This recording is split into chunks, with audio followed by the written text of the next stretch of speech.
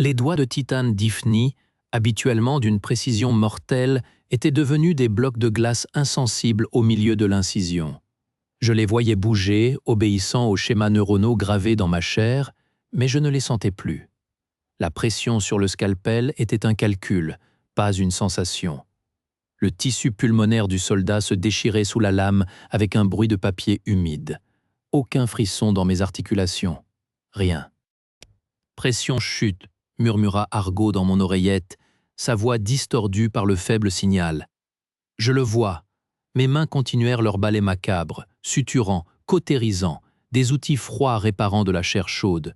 La lumière blafarde de la salle d'opération striait de longues ombres sur les murs de céramique fissurés. L'air sentait l'antiseptique rance et la peur. L'homme sur la table ne survivrait pas. Nous prolongions son agonie. C'était le protocole. La dernière suture se referma.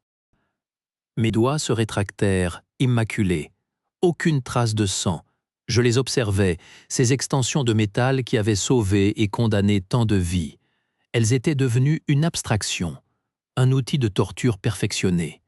Le silence retomba, lourd comme un linceul, puis l'alarme stridente du sarcophage déchira l'air. La lumière bascula au rouge pulsant.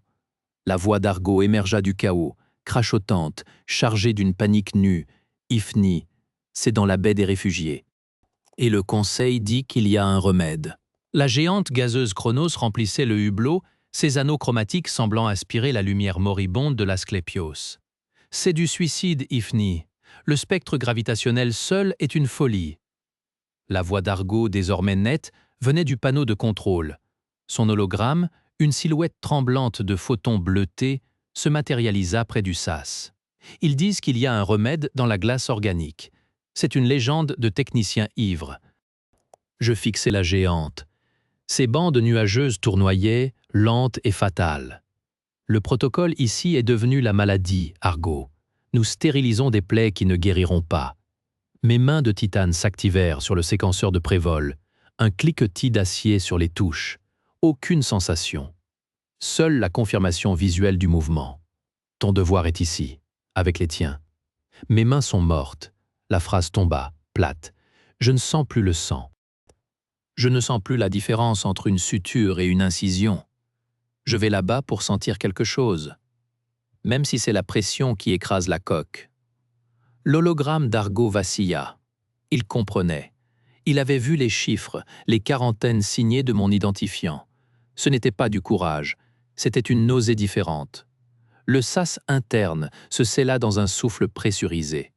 Les moteurs de la navette de forage grondèrent, une vibration qui monta des talons jusqu'aux dents. Garde-les vivants, Argo, juste, vivants. Son image s'éteignit sans autre mot. L'écran afficha la séquence de détachement. Une dernière lueur rouge de l'Asclépios glissa sur le hublot, reflet spectral, puis fut avalée par l'ombre titanesque de Chronos. Alors que la navette se détachait dans un grondement métallique, Ifni réalisa qu'elle venait de quitter un cimetière pour un brasier. Les anneaux de Chronos n'étaient pas un paysage, mais un mécanisme d'horlogerie géant et chaotique, dont chaque dent était un éclat de métal voyageant à la vitesse d'un obus. Je coupais le pilote automatique. La main gauche saisit le manche. La première rafale de poussière cogna contre le blindage comme une grêle d'acier. Le vaisseau tangua. Une vibration brute, physique, remonta le long de mes avant-bras de titane. Pas de données filtrées. Juste l'impact. Le chant commença. Ce n'était pas un son. C'était une interférence qui naquit dans mes implants auditifs, une modulation basse et constante qui se propagea à mes capteurs tactiles. Mes mains fantômes picotèrent. Les écrans du cockpit se brouillèrent, les chiffres devenant des hiéroglyphes mouvants. Chronos ne frappait pas. Elle corrompait. Je serrai les dents, fixant le peu d'informations encore stables. Le vecteur gravitationnel, un puits mouvant qui tentait d'aspirer la navette vers le glacier organique. Je poussai les propulseurs latéraux. Les muscles de mon cou se tendirent. Le gémissement de la coque était un grondement viscéral, animal. Pour la première fois depuis des années, je sentais la tension, la peur, une nausée chaude et réelle dans mon ventre. La navette craqua, pivota, évita de justesse un monolithe de glace noire strié de veines violettes. Le silence tomba d'un coup. Les alarmes s'éteignirent une à une. Le chant s'était tu. Dans le halo jaune des projecteurs, la poussière tournoyait, paresseuse. Une poche de calme. Mon souffle rauque embruma la vitre. Puis mon regard fut attiré par des éclairs silencieux qui zébraient le noir au-delà de la poche, non pas des décharges statiques, mais des salves d'artillerie fantômes, figées dans une boucle éternelle. Des arcs de lumière froide déchirant le vide sans bruit, sans source, répétant le même motif de destruction, encore et encore. Le mycélium pulsait d'une lueur mauve et verte, un réseau veineux vivant prisonnier de la glace, la première chose véritablement vivante qu'elle voyait depuis des années, et peut-être le poison qui tuerait le poison. Je stabilisai la navette. Le champ s'étalait derrière une paroi translucide, une trentaine de mètres plus bas. Mes mains de titane actionnèrent les scanners. Lecture biochimique, structures polypeptidiques inconnues, compatibles avec les échantillons théoriques du remède. C'était là. Mes yeux se levèrent vers les salves silencieuses qui zébraient le noir au-delà de ma poche de calme. Je lançai une analyse de trajectoire. Le modèle apparut sur l'écran en surimpression, des arcs parfaits, répétitifs. Un motif de défense. Une pensée froide se forma, méthodique. Je superposai la carte thermique de la navette, puis la signature énergétique du forêt de récolte en mode test. Les lignes coïncidèrent. Les salves ne visaient pas au hasard. Elles ciblaient les émissions de chaleur et d'énergie concentrée. La poche de calme n'était qu'une zone morte, un leurre. Le champ de mycélium, un appât. Activer le forêt pour briser la glace et prélever l'échantillon équivaudrait à allumer un phare dans la nuit. Le motif des arcs se déformerait. Il convergerait ici, sur moi. Je restais immobile. Le silence du cockpit était plus lourd que les grondements de tout à l'heure. Je contemplais le réseau lumineux, cette promesse. Puis, le balai mortel des salves fantômes. Mon doigt plana au-dessus du contrôle d'activation du forêt. Le système de visée se verrouilla sur le cœur palpitant du champ de mycélium. Chaque option était une condamnation. Ses mains de titane ne tremblèrent pas. Elles entrèrent la séquence finale, transformant sa navette en offrande et son corps en variable d'ajustement dans une équation de survie. J'actionnai le forêt. Le pylon à énergie cinétique s'enfonça dans le glacier avec un hurlement de métal tordu. La lumière du mycélium explosa dans le cockpit, un verre acide et vivant. Sur l'écran tactique, le motif gravitationnel se déchira. Les arcs bleutés pivotèrent. Ils convergeaient. Tous. Le système annonça 40 secondes avant impact de la première salve. J'avais déjà désactivé les sauvegardes.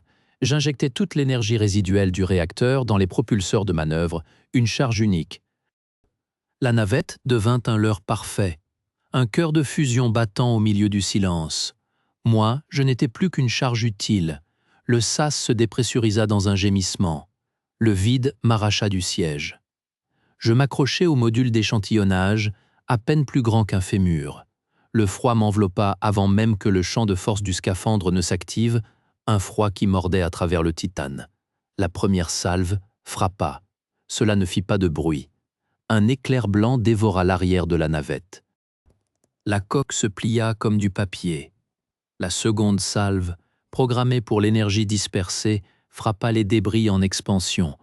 Une pluie de shrapnel silencieux fila vers moi. Je lâchai tout, sauf le cylindre.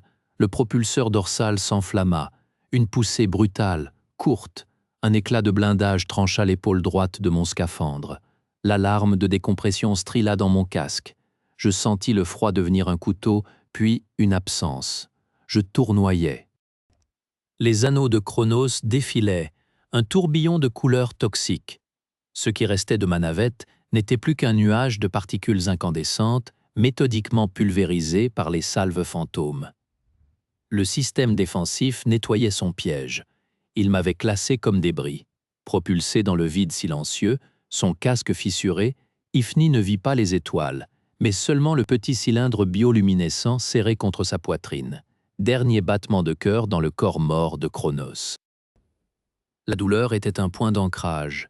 Chaque élancement dans sa cage thoracique fissurée lui rappelait le coup du cylindre bleuté cargo déposé avec une révérence tremblante dans le synthétiseur.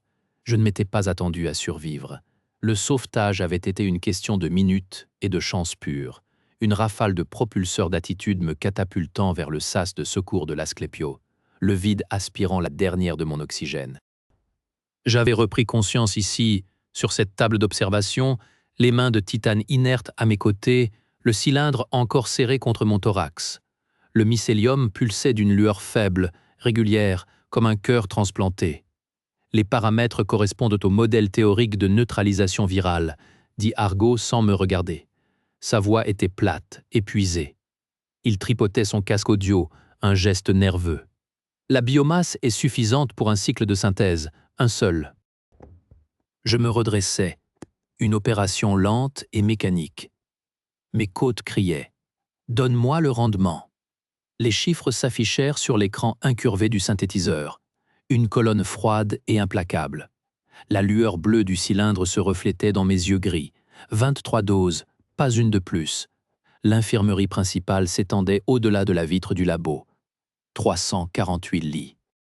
348 respirations synchronisées par des machines, 348 tracés de vie sur des écrans qui, pour la plupart, ne dessinaient plus que des lignes de déclin. Le sarcophage n'était plus une menace abstraite, c'était un compteur. Il faut établir des critères, dis-je. Ma voix portait le calme d'un chirurgien annonçant l'heure de l'incision. Argo se tourna enfin vers moi. Son visage était creusé, ses yeux injectés de sang. Des critères? Ifni, ce sont des gens, des réfugiés, des patients dont le pronostic de survie post-traitement est inférieur à 10% si leur système immunitaire est déjà trop dégradé ou s'ils présentent une charge cybernétique incompatible avec la réaction biochimique du sérum. Les mots sortaient comme un protocole. C'était plus facile ainsi.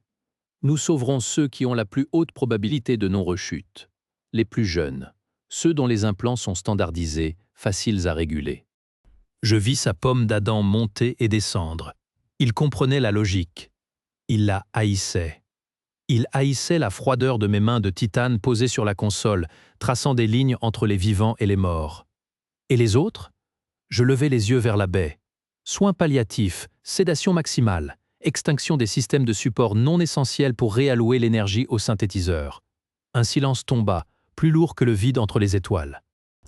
Argo ferma les yeux un instant, appuya ses poings contre le bord de la console. Quand il les rouvrit, une résignation terrible y avait remplacé la révolte. Il hocha la tête, une fois. L'ingénieur de vol survivant par hasard acceptait le calcul du bourreau.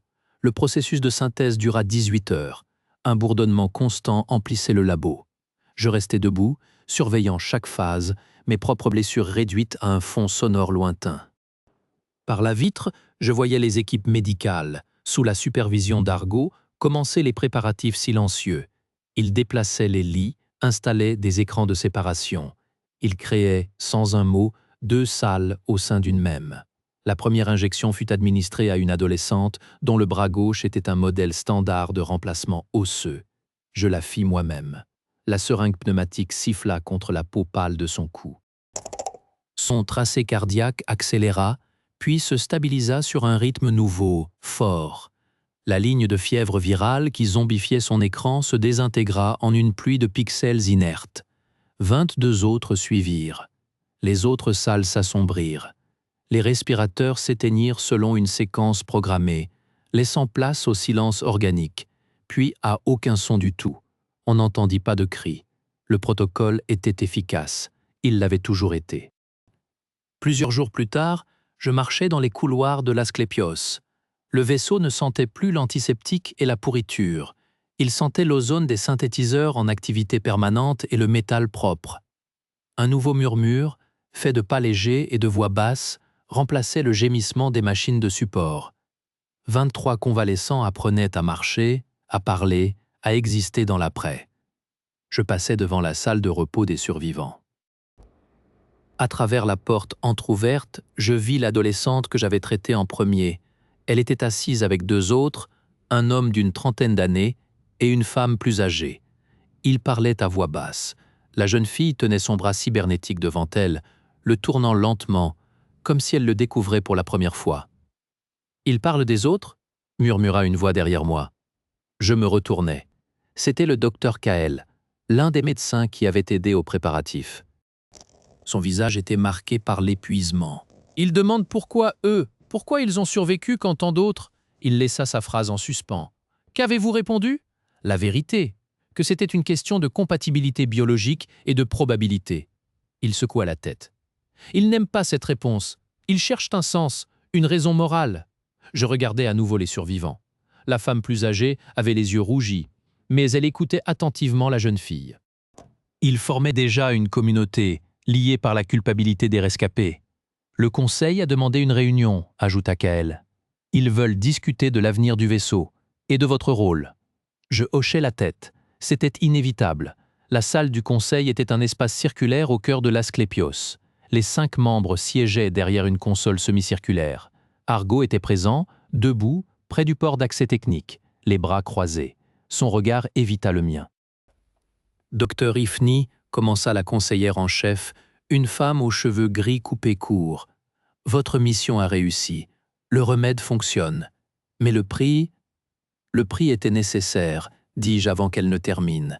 23 vies sauvées contre 325 perdues. Sans l'échantillon, nous aurions tout perdu. Un autre conseiller, un homme aux traits sévères, se pencha en avant. Les survivants posent des questions. Sur les critères, sur ceux qui ont été laissés de côté. Les critères étaient médicaux, répondis-je. Âge, état du système immunitaire, compatibilité cybernétique, aucun facteur personnel n'a été pris en compte. Et les co-infections ? Demanda la conseillère en chef. Le sarcophage n'était peut-être pas la seule menace. Le mycélium pourrait avoir des effets secondaires à long terme. Nous surveillons chaque survivant, dis-je. Les analyses sanguines sont stables. Aucune trace des 24 co-infections potentielles identifiées dans la littérature médicale. Le mycélium semble avoir créé une barrière immunitaire complète. Pour l'instant. Argo parla enfin, sa voix plus calme que je ne l'avais entendue depuis des semaines. Les systèmes du vaisseau sont stabilisés. La réduction de la population a permis de réallouer l'énergie vers les boucliers et la propulsion. Nous pouvons maintenir une orbite stable autour de Chronos indéfiniment ou tenter un saut vers le point de rendez-vous suivant dans 6 mois. La conseillère en chef hocha la tête. Et vous, docteur Ifni, quelle est votre place dans cet avenir ? Je regardais mes mains de titane. Elles étaient immobiles sur mes genoux. Pendant un instant, je crus sentir un frémissement, un écho de sensation. Mais ce n'était qu'une illusion. Je resterai médecin-chef, dis-je. Les survivants auront besoin de surveillance médicale continue. Et il y a d'autres vaisseaux, d'autres foyers d'infection. Le mycélium peut être cultivé, reproduit. Nous avons une responsabilité envers ceux que nous pouvons encore atteindre. Le conseil échangea des regards. Après un moment, la conseillère en chef hocha la tête. D'accord, mais nous voulons que le docteur Argo supervise la reconstruction des équipes médicales. Et nous établirons un protocole de consultation pour les décisions médicales majeures. C'était raisonnable, c'était même sage. Je consentis d'un signe de tête. La réunion se termina. Alors que je me dirigeais vers la sortie, Argo s'approcha. « Ils ont raison, tu sais, » dit-il à voix basse. « Les survivants, ils ont besoin de plus qu'une explication médicale. Ils ont besoin de croire que leur vie a un sens au-delà des statistiques. » Je ne peux pas leur donner ça, Argo. Je ne sais même pas si ma propre vie en a un. Il me regarda longuement. Peut-être que le sens n'est pas dans le pourquoi, mais dans le quoi faire maintenant. Il tourna les talons et partit, laissant cette pensée suspendue dans l'air entre nous. Les semaines suivantes apportèrent une routine nouvelle. L'Asclépios n'était plus un hôpital de guerre, mais une arche. Les 23 survivants s'organisèrent en une micro-société. Ils prirent en charge des tâches simples, entretien des quartiers d'habitation, surveillance des cultures hydroponiques, archivage des données médicales des disparus. Je passais mes journées entre le laboratoire et l'infirmerie. Le mycélium avait pris racine dans un bac de culture spécialisé, étendant lentement son réseau luminescent. Nous prélevions de petites quantités pour des tests, cherchant à comprendre sa biologie, à reproduire ses propriétés curatives. Un après-midi, alors que je vérifiais les cultures, l'adolescente, son nom était Lyra, entra dans le laboratoire. Elle hésita près de la porte. « Docteur Ifni ?» Je me tournai. « Oui, Lyra. Je voulais vous remercier pour ce que vous avez fait. Je n'ai fait que mon travail. » Elle secoua la tête. « Non, c'était plus que ça. Ma mère, elle était parmi les autres. » Sa voix se brisa légèrement. « Je sais que vous avez pris la décision, que ce n'était pas facile. » Je la regardais, cette jeune fille qui portait le poids d'une survie qu'elle n'avait pas choisie. Votre mère avait un système immunitaire trop compromis. Le remède n'aurait pas fonctionné. Je sais. Le docteur Kael me l'a expliqué. Elle s'approcha du bac de culture, contemplant les filaments luminescents. C'est beau, en fait, comme des veines de lumière. Oui. Est-ce que vous pensez qu'elle a souffert? À la fin, je me souvins du protocole. La sédation maximale. L'extinction progressive des systèmes. Non, elle n'a pas souffert. Lyra hocha la tête, les yeux brillants. Merci de me le dire. Elle resta un moment en silence, puis sortit. Je retournai à mon travail, mais ces mots résonnaient en moi. Pour la première fois, je ne voyais pas seulement des patients, des statistiques. Je voyais des histoires interrompues, des liens brisés. Plus tard dans la semaine, Argo vint me trouver dans la salle de contrôle médical. Il avait l'air moins tendu qu'auparavant. « Le conseil a décidé », annonça-t-il. « Nous resterons en orbite autour de Chronos pendant encore 3 mois. Le temps de stabiliser complètement les survivants et de produire un stock suffisant de remèdes. Ensuite, nous partirons vers la colonie d'Elysium. Ils ont signalé des cas de sarcophage. » Je regardais les écrans. Les 23 lignes de vie étaient stables, fortes. « D'accord. Ifni ?» Il hésita. « Ce que tu as fait, sur Chronos. C'était courageux, même si c'était aussi de la folie. C'était nécessaire. »« Je sais, » il soupira. « Je ne peux pas dire que je suis d'accord avec tout, mais je comprends, et je serai là, pour la prochaine étape. » C'était plus que je n'avais espéré. Je hochai la tête, incapable de trouver les mots. Les mois passèrent. Les survivants se renforcèrent. Le mycélium prospéra, produisant assez de matières premières pour des centaines de doses. Nous préparions l'Asclépios pour son prochain voyage. La veille de notre départ, je me rendis une dernière fois dans l'ancienne infirmerie principale. Elle avait été convertie en mémorial. Les lits vides étaient alignés avec précision, chacun portant le nom et l'identifiant de son ancien occupant. Des lumières basses éclairaient doucement l'espace. Je m'arrêtais au centre de la salle, mes pas résonnant dans le silence. Je pensais aux 325 vies qui s'étaient éteintes ici. Au choix que j'avais fait, aux mains de Titane qui avaient tracé la ligne entre la vie et la mort. Puis, je pensais aux 23 qui marchaient maintenant dans les couloirs du vaisseau, à Lyra qui aidait aux cultures, à l'homme de 30 ans qui enseignait aux autres les systèmes du vaisseau, à la communauté qui se construisait sur les cendres du désastre. Je retournais à la salle de contrôle médical. Les écurnes affichaient toujours les 2 grilles. À gauche, les 23 lignes de vie stables. À droite, la liste noire des disparus. Mais ce soir, je ne voyais pas seulement des données. Je voyais un équilibre terrible et nécessaire, un jardin étrange cultivé dans le sol stérile du sacrifice. Mes mains de Titane se posèrent sur la console. Pour la première fois depuis que j'avais quitté l'Asclépios pour Chronos, je ne cherchais plus à sentir le sang, la chaleur, la vie. J'acceptais le froid du métal, la précision du calcul, la solitude du choix. L'Asclépios n'était plus un cimetière. C'était un vaisseau porteur de vie, dirigé vers un nouveau monde où d'autres attendaient le remède. Chronos, avec ses anneaux mortels et ses défenses intelligentes, resterait derrière nous, gardienne silencieuse du champ de mycélium qui avait coûté tant de vies. Argo prendrait les commandes pour le saut vers Elysium. Les survivants continueraient à reconstruire leur vie. Et moi, je resterais à mon poste, médecin-chef du jardin silencieux, guérissant les plaies que je pouvais, acceptant celles que je ne pouvais pas, avançant toujours vers la prochaine lumière dans l'obscurité. Le vaisseau vibra doucement alors que les moteurs se préparaient pour le voyage. Sur l'écran principal, la géante Chronos tournoyait, ses anneaux chromatiques capturant la lumière lointaine des étoiles. Je fixais l'image un dernier instant, puis tournais mon regard vers les données médicales des survivants, vers la tâche qui m'attendait, vers le silence que j'avais appris à habiter. L'Asclépios quitta son orbite, laissant derrière lui la géante et ses pièges, emportant vers les étoiles le remède, les survivants, et le poids d'un choix qui définirait à jamais ce qu'il avait fait.